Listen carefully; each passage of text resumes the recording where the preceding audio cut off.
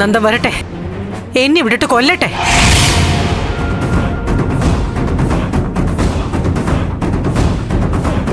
പുക കണ്ടാലേ പക അവസാനിക്കുള്ളൂ എന്ന് പറയല്ലോ. അങ്ങനെ എന്റെ പുകയോടെ എല്ലാം അവസാനിക്കട്ടെ. മാഡം, നമ്മളൊന്ന് കരുതിയിരിക്കണം. എന്ത് കരുതിയിരിക്കാനാ? നന്ദൻ കരുതിക്കൂട്ടിയാണ് മാറി നിൽക്കുന്നെങ്കിൽ അവന്റെ ലക്ഷ്യം ഞാൻ തന്നെയാ. ഇതൊക്കെ ചുമ്മാതെ അമ്മേ. ദേവികയുടെ ഒരു വിരട്ടല്, അവളുടെ വിരട്ടൽ കണ്ട് അമ്മ പേടിച്ചോ? നീ മിണ്ടി പോരുത്. 1000 വട്ടം ഞാൻ പറഞ്ഞതാ എല്ലാം അവസാനിപ്പിക്കാൻ.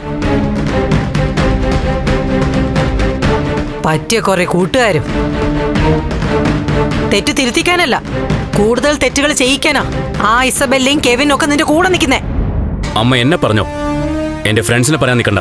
ഇല്ല, ഞാൻ ആരെയും കുറ്റപ്പെടുത്തുന്നില്ല. പോരെ. ആ നന്ദൻ അമ്മയുടെ ദേഹത്ത് ഒരു നുള്ളു മണ്ണ് പോലും വാരിടില്ല. അത് ഞാൻ നോക്കിക്കോളാം. നീ ഒന്നും നോക്കണ്ട. എന്റെ ജീവനിലൊന്നും എനിക്ക് പേടിയില്ല. നിന്നെ ഓർത്താൻ ഞാൻ ജീവിക്കുന്ന തന്നെ. ആ കുടുംബത്തിനോട് എനിക്ക് പകയുണ്ടായിരുന്നു. അത് ഞാൻ കൈകാര്യം ചെയ്തോളൂ. പറഞ്ഞ് ഇത്രത്തോളം കൊണ്ടുവന്ന് എത്തിച്ചത് നീയാ. അമ്മേ, അമ്മ ഇതിൽ ഇടപെടേണ്ടെന്ന് ഞാൻ പറഞ്ഞില്ലേ? എന്റെ അമ്മ അവൻ തൊടില്ല. പോരെ.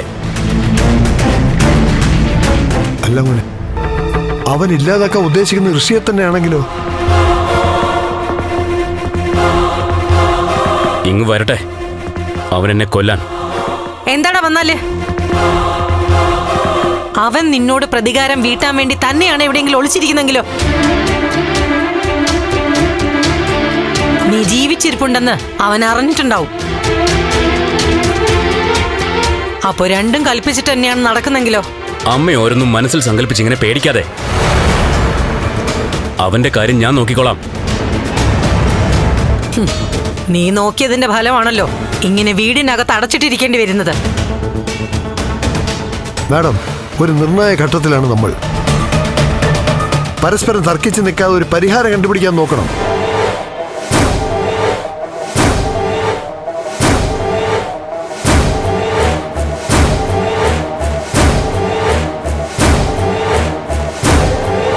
CP, ദേവിക CPയെ വിളിച്ചു വരുത്തിയിട്ടാണ് കാര്യങ്ങൾ പറഞ്ഞതല്ലേ?